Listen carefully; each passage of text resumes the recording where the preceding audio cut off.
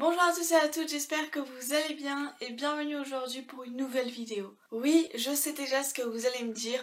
Pourquoi présenter 10 livres de l'été alors que l'été est déjà bien entamé? Je me suis dit que peut-être que certains d'entre vous avaient une panne de lecture, donc je ne voyais aucun inconvénient à vous présenter ces livres que j'ai dans ma bibliothèque qui pour moi sont des lectures idéales et sympathiques pour cet été. On commence tout de suite avec Nous les menteurs de Hill Hocart. C'est un livre que j'ai adoré lire, que j'ai découvert l'année dernière.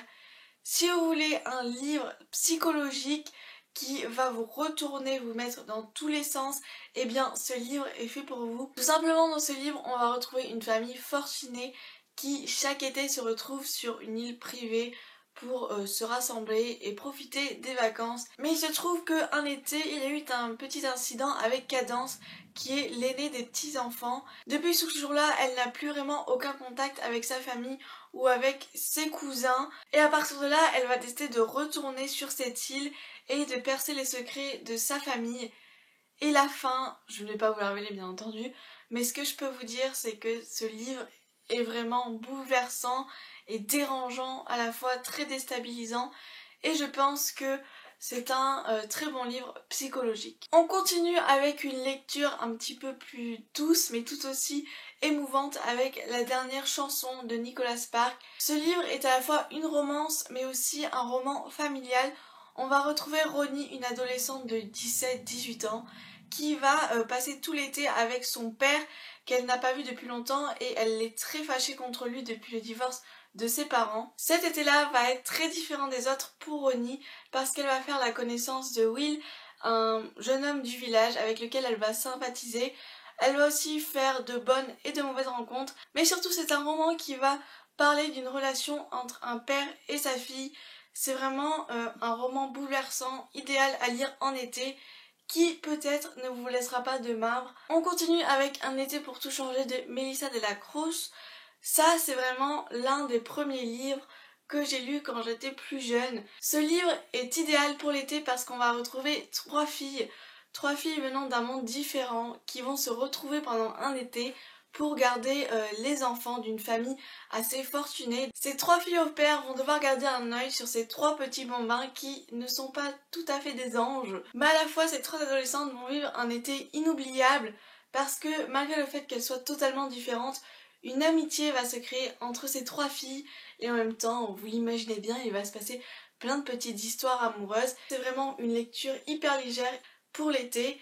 Il y a 4 tomes, moi j'ai lu les 3 premiers et je me souviens, enfin même si ça fait longtemps que je les ai lus, j'en garde vraiment un très bon souvenir. Si on continue dans cette lignée de lecture vraiment pour jeunes adolescents, je parlerai de 4 filles et un jean de Anne Bracher. Si vous voulez commencer avec des lectures légères, sympathiques, jeunesse, eh bien 4 filles et un jean, c'est vraiment le livre à lire pour l'été. Dans ce roman, on va retrouver 5 copines inséparables depuis l'enfance. Elles ne se sont jamais quittées jusqu'à cet été où elles vont voyager dans plusieurs endroits différents et donc elles ne vont pas pouvoir passer leur été ensemble. Pour toujours garder ce lien indéfectible et préserver leur amitié, elles vont décider de se faire passer un jean magique qui, par un hasard du sort, leur va à toutes les 5. Chaque été, elles vont se faire passer le jean, elles vont marquer des choses dessus, et en même temps, elles vont s'écrire des lettres pour raconter leur été. 4 filles et un jean pour l'été, c'est juste un indispensable, donc honnêtement, il n'y a pas à hésiter. Je parlerai ensuite de Gatsby le magnifique de Fitzgerald.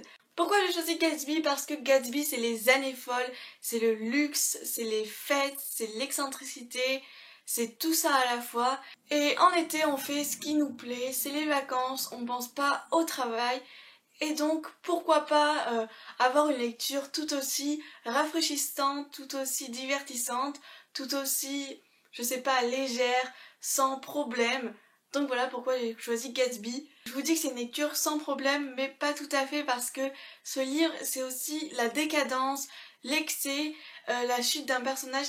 Mais c'est vraiment une œuvre que j'adore, elle est très très courte, donc c'est vraiment très facile à lire sur la plage, sur un transat ou dans un parc. Parlons ensuite de Aristote et Dante découvrent les secrets de l'univers de Benjamin Alire Sahèse.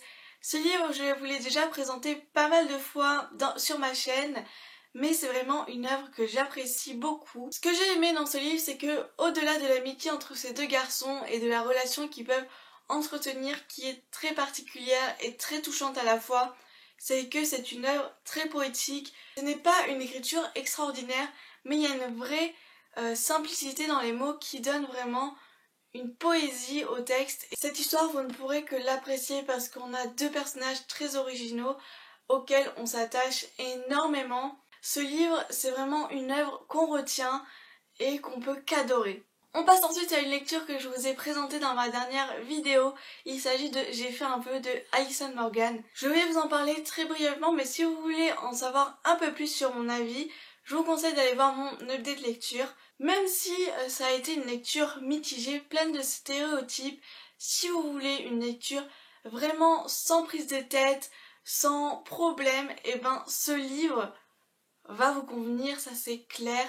Tout simplement, on va retrouver une jeune femme qui va décider de réaliser tous ses rêves d'enfant. Ce challenge qu'elle se pose 3 mois avant son mariage va remettre en question toute sa vie. C'est vraiment le genre de livre qui va nous divertir quand on est sur la plage, qui va nous faire passer un bon moment.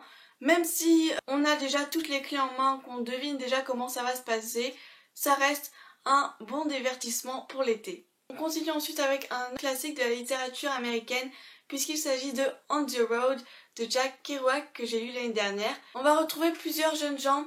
C'est une fiction inspirée en fait des auteurs de la Beat Generation. Et ces jeunes gens vont décider de prendre leur clic et leur claque et de tailler la route comme on dit. Au-delà d'être une aventure sur la route, c'est aussi un voyage initiatique. L'individu en apprend un peu plus sur ses limites, sa propre liberté, mais aussi sur son processus de création, d'inspiration. Ce voyage est aussi un moyen de voir quel acte créatif peut en sortir. Donc c'est vraiment un classique de la littérature américaine que je vous conseille si vous voulez partir sur la route avec ces jeunes écrivains de la Beat Generation et que vous voulez en apprendre un peu plus sur leur mode de vie et leur mode de création. Ensuite, si vous voulez toujours une ambiance de road trip, mais plus dans une littérature jeunesse, je vous conseillerais La face cachée de Margot de John Green. Cette œuvre n'est pas du tout comparable à celle de Jack Kerouac, attention, je mentionne bien cela.